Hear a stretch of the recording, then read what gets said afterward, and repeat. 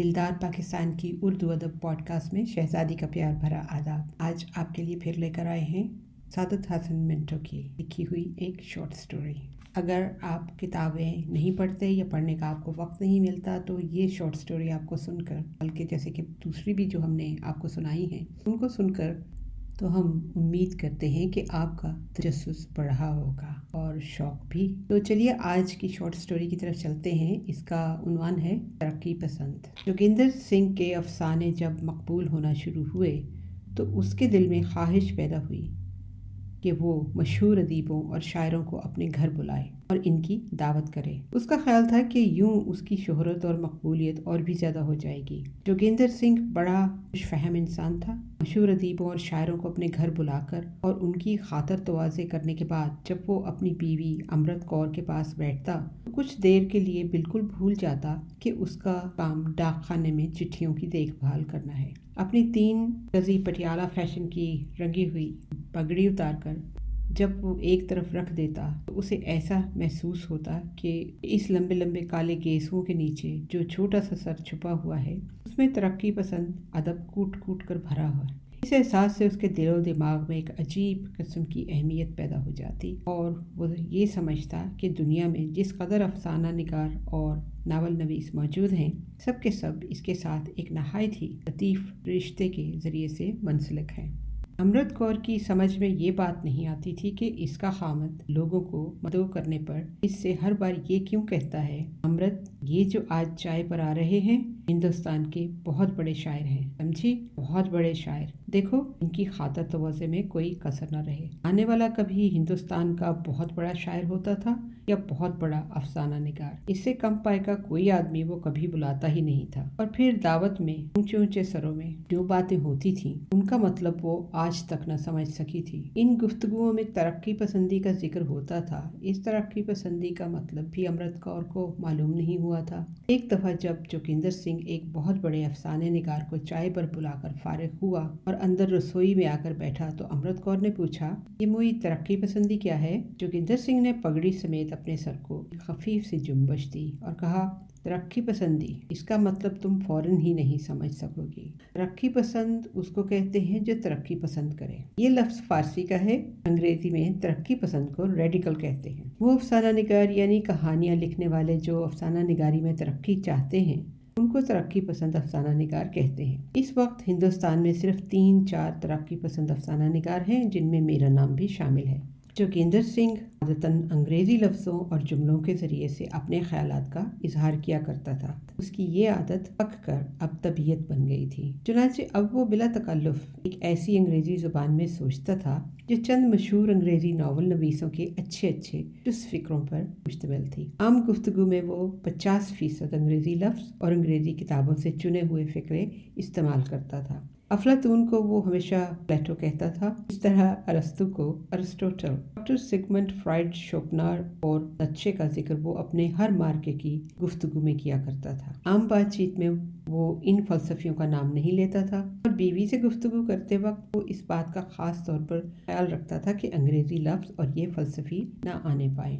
जोगिंदर सिंह से जब इसकी बीवी ने तरक्की पसंदी का मतलब समझा तो उसे बहुत मायूसी हुई, क्योंकि उसका ख्याल था कि तरक्की पसंदी कोई बहुत बड़ी चीज़ होगी जिस पर बड़े बड़े शायर और अफसाना निगार इसके खामद के साथ मिलकर बहस करते रहते हैं। लेकिन जब उसने ये सोचा कि हिंदुस्तान में सिर्फ 3-4 तरक्की पसंद अफसाना निगार हैं तो उसकी आंखों में चमक सी पैदा हो गई। ये चमक देखकर जोगिंदर सिंह की मूंछों भरे होंठ एकदम दबी दबी सी मुस्कुराहट के बायस कपकपाए। अमृत, तुम्हें ये सुनकर खुशी होगी कि हिंदुस्तान का एक बहुत बड़ा आदमी मुझसे मिलने की ख्वाहिश रखता है। उसने मेरे अफसाने पढ़े हैं और बहुत पसंद किए हैं। अमृत कौर ने पूछा, ये बड़ा आदमी कवि है या आपकी तरह कहानियां लिखने वाला? जोगिंदर सिंह ने जेब से एक लिफाफा निकाला और उसे अपने दूसरे हाथ की पुश्त पर थपथपाते हुए कहा, ये आदमी कवि भी है, अफसाना निगार भी है, लेकिन इसकी सबसे बड़ी खूबी जो इसकी ना मिटने वाली शोहरत का बायस है और ही है।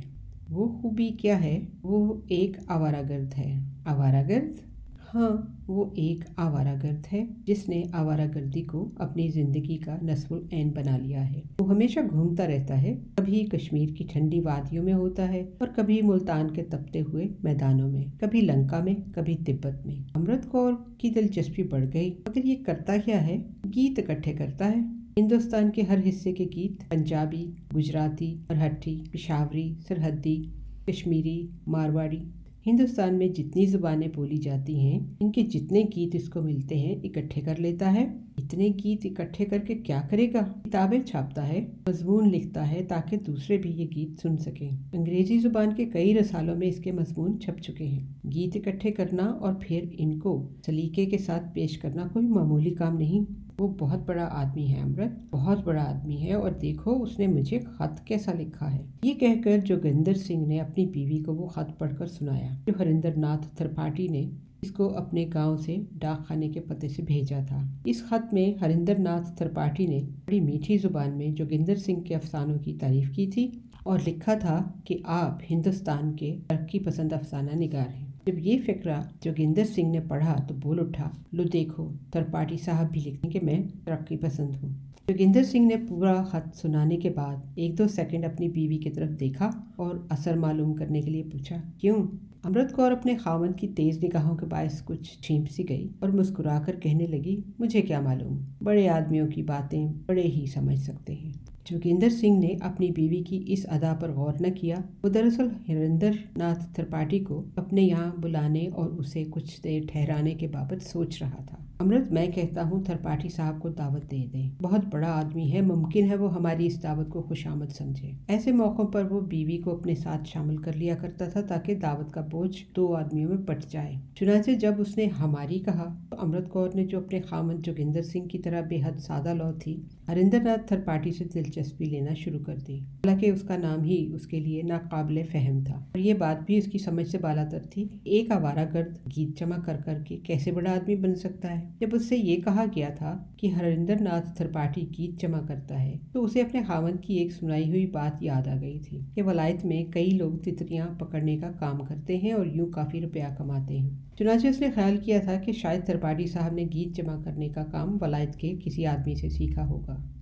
जोगिंदर सिंह ने फिर अपना अंदेशा जाहिर किया, मुमकिन है वो हमारी इस दावत को खुशामद समझे। इसमें खुशामद की क्या बात है? और भी तो कई बड़े आदमी आपके पास आते हैं, आप इनको खत लिख दीजिए, मेरा ख्याल है वो आपकी दावत ज़रूर कबूल करेंगे। और फिर इनको भी तो आपसे मिलने का शौक़ है।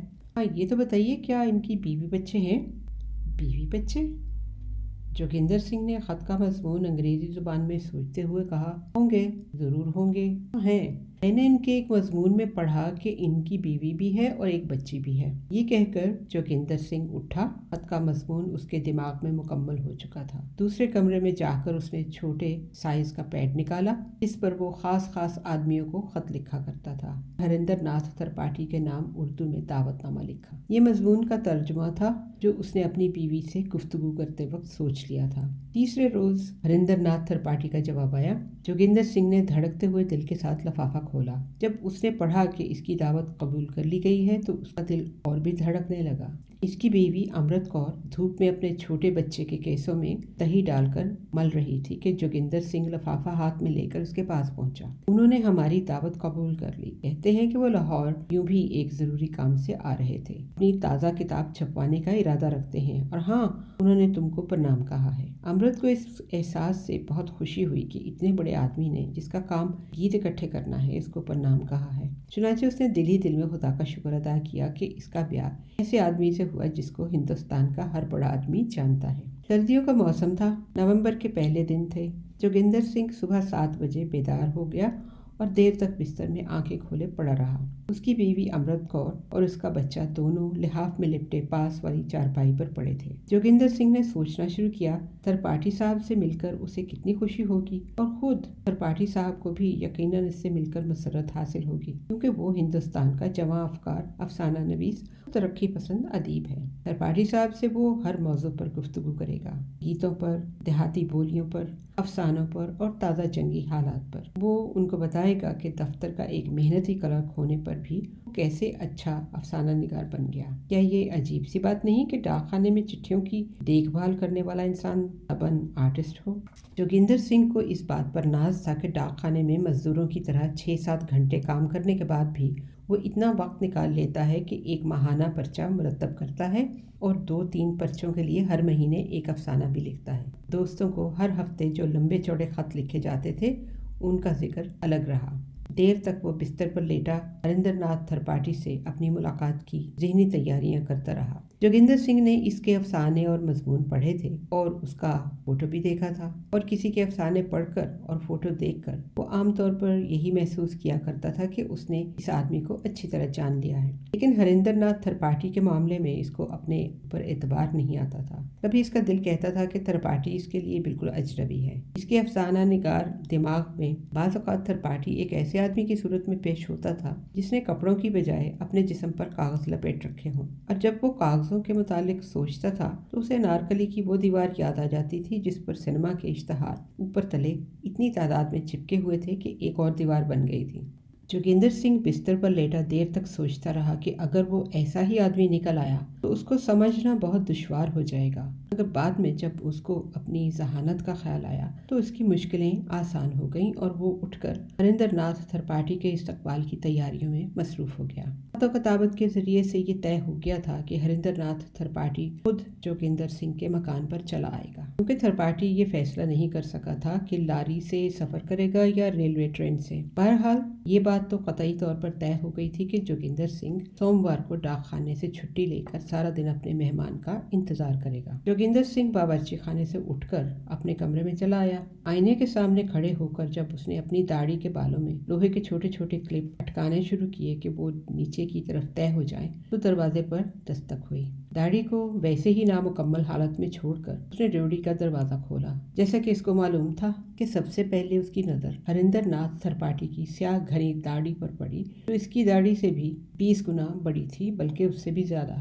ہریندر ناتھ کے ہونٹوں پر جو بڑی بڑی مونچھوں کے اندر چھپے ہوئے تھے مسکراہٹ پیدا ہوئی۔ اس کی ایک آنکھ جو قدرے ٹیڑھی تھی زیادہ ہو گئی۔ اس نے اپنی لمبی لمبی زلفوں کو ایک طرف جھٹک کر اپنا ہاتھ، جو کسی کسان کا ہاتھ معلوم ہوتا تھا، جوگندر سنگھ کی طرف بڑھا دیا۔ جوگندر سنگھ نے جب اس کے ہاتھ کی مضبوط گرفت محسوس کی اور اس کو تھرپاٹھی کا وہ چرمی تھیلا نظر آیا جو حاملہ عورت کے پیٹ کی طرح پھولا ہوا تھا، بہت متاثر ہوا۔ وہ صرف اس قدر کہہ سکا، تھرپاٹھی صاحب، آپ سے مل کر مجھے بے حد خوشی ہوئی ہے۔ ہریندر ناتھ تھرپاٹھی کو آئے اب 15 دن ہو چکے تھے۔ اس کی آمد کے دوسرے روز ہی اس کی بیوی اور بچی بھی آ گئی تھی۔ یہ دونوں تھرپاٹھی کے ساتھ ہی گاؤں سے آئی تھی، مگر 2 روز کے لیے مزنگ میں ایک دور کے رشتے دار کے ہاں ٹھہر گئی تھی۔ چونکہ تھرپاٹھی نے اس رشتے کے پاس ان کا زیادہ دیر تک ٹھہرنا مناسب نہیں سمجھا تھا، اس لیے اس نے ان کو اپنے پاس بلوا لیا تھا۔ پہلے 4 دن بڑی دلچسپ باتوں میں صرف ہوئے۔ ہریندر ناتھ تھرپاٹھی سے اپنے ان افسانوں کی تعریف سن کر جوگندر بہت خوش ہوتا رہا۔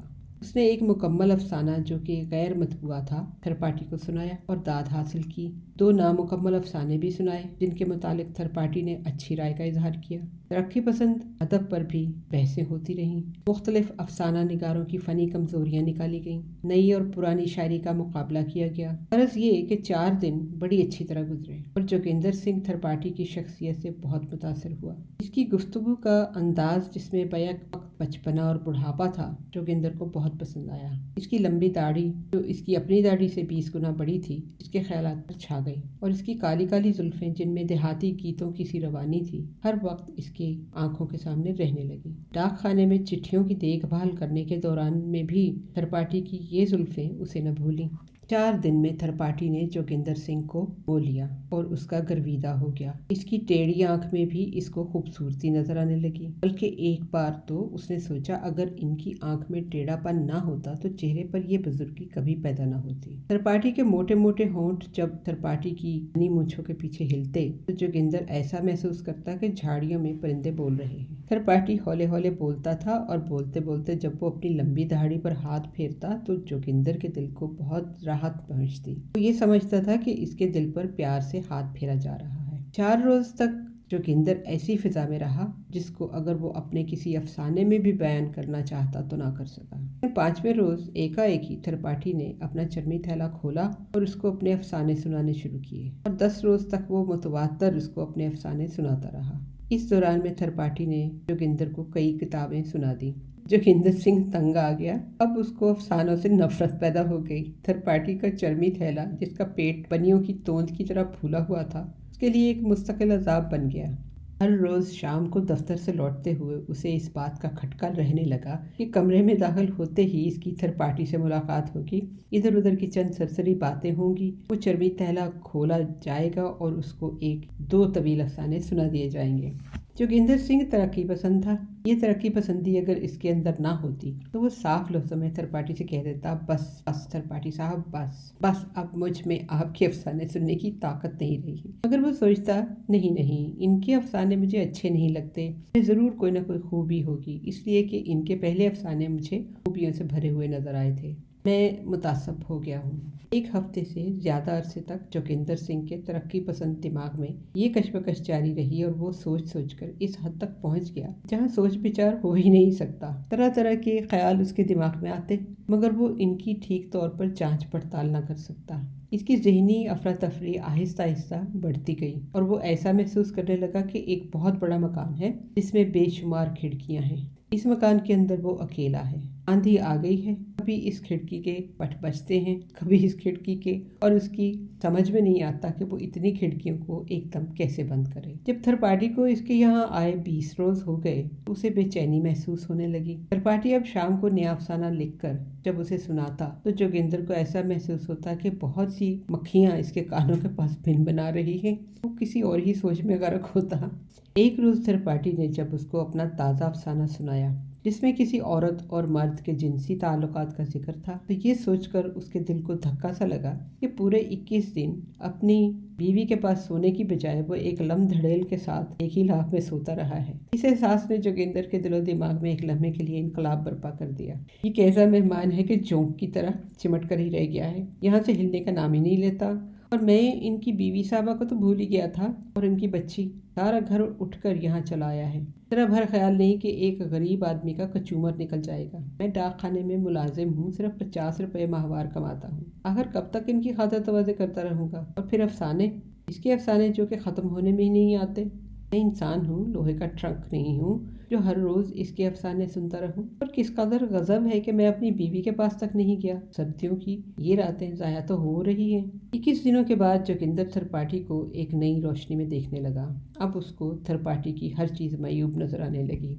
इसकी टेढ़ी आंख, जिसमें जोगिंदर पहले खूबसूरती देखता था, अब सिर्फ एक टेढ़ी आंख थी। इसकी काली जुल्फों में अब जोगिंदर को वो मुलायमी दिखाई नहीं देती थी, और इसकी दाढ़ी देखकर अब वो सोचता था कि इतनी लंबी दाढ़ी रखना हमाकत है। जब त्रिपाठी को इसके यहाँ आए 25 दिन हो गए तो एक अजीब और गरीब कैफियत उसके ऊपर तारी हो गई। वो अपने आप को अजनबी समझने लगा। उसे ऐसा महसूस होने लगा जैसे वो कभी जोगिंदर सिंह को जानता था मगर अब नहीं जानता। अपनी बीवी के मुतालिक वो सोचता, जब त्रिपाठी चला जाएगा और सब ठीक हो जाएगा तो मेरी नए सिरे से शादी होगी। मेरी वो पुरानी ज़िंदगी जिसको टाट के तौर पर ये लोग इस्तेमाल कर रहे हैं फिर अवध कर आएगी। मैं फिर अपनी बीवी के साथ सो सकूँगा। और इसके आगे वो सोचता तो जोगिंदर सिंह की आंखों में आंसू आ जाते और इसकी हलक में कोई चीख, अलग सी चीख फंस जाती। इसका जी चाहता कि दौड़ा दौड़ अंदर जाए और अमृत कौर को, जो कभी इसकी बीवी हुआ करती थी, अपने गले से लगा ले और रोना शुरू कर दे। मगर ऐसा करने की उसमें हिम्मत नहीं थी क्योंकि वो तरक्की पसंद अफसाना निगार था।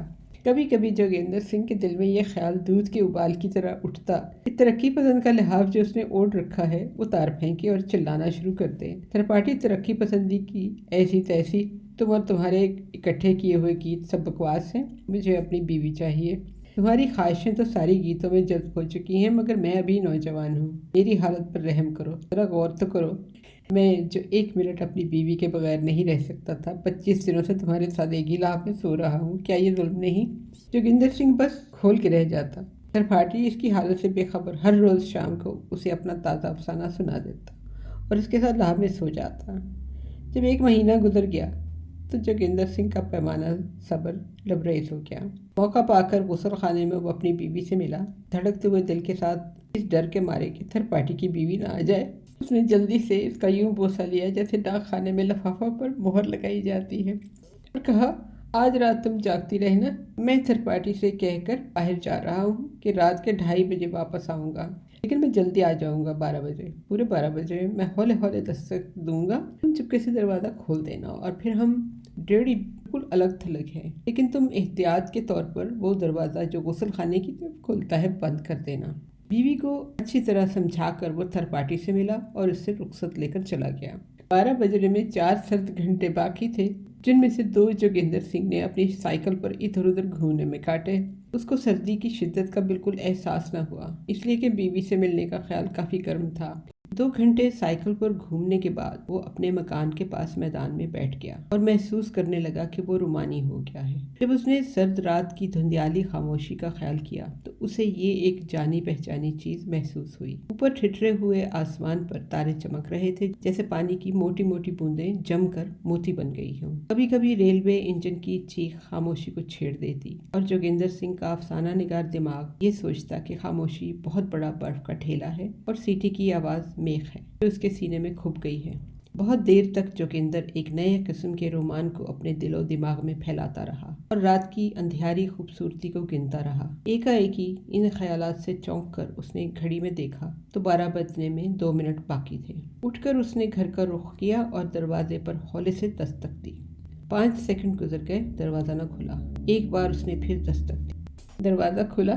جوگیندر سنگھ نے ہولے سے کہا، امرت، اور جب نظریں اٹھا کر اسے دیکھا تو امرت کور کے بجائے تھرڈ پارٹی کھڑا تھا۔ اندھیرے میں جوگیندر سنگھ کو ایسا معلوم ہوا کہ تھرڈ پارٹی کی داڑھی اتنی لمبی ہو گئی ہے کہ زمین کو چھو رہی ہے۔ اس کو پھر تھرڈ پارٹی کی آواز سنائی دی، تم جلدی آ گئے، چلو یہ بھی اچھا ہوا، میں نے ابھی ایک افسانہ مکمل کیا ہے، اور سنو۔ اس افسانے کو آپ کو سنانا بہت مشکل ہو رہا تھا، کہ سچ میں بہت ہنسی آ رہی تھی۔ اس کو پہلے بھی پڑھا ہوا ہے کئی دفعہ، لیکن لکھنے کا انداز سعادت حسن منٹو کا ایسا ہے کہ اگر کوئی ایک معاشرے کے ناسور کی بات کریں گے تو آپ اس کے ساتھ رونا شروع کر دیتے ہیں۔ آپ کو پورا احساس ہوتا ہے ان محرومیوں کا اور اس ظلم کا جو اس وقت اس کردار میں انہوں نے بتایا کہ ہو رہا ہے۔ لیکن جب ایسی تحریر ہوتی ہے تو سچ میں ہنسی روکنا مشکل ہو جاتی ہے۔ امید ہے آپ نے بھی اس کو انجوائے کیا ہوگا۔ آج کے لیے اجازت دیجیے، اگلی پوڈ کاسٹ میں پھر ملاقات ہوگی۔ ہمارا ای میل ایڈریس ہے dildarpakistan@hotmail.com۔ Until next time, take care, God bless, اللہ حافظ۔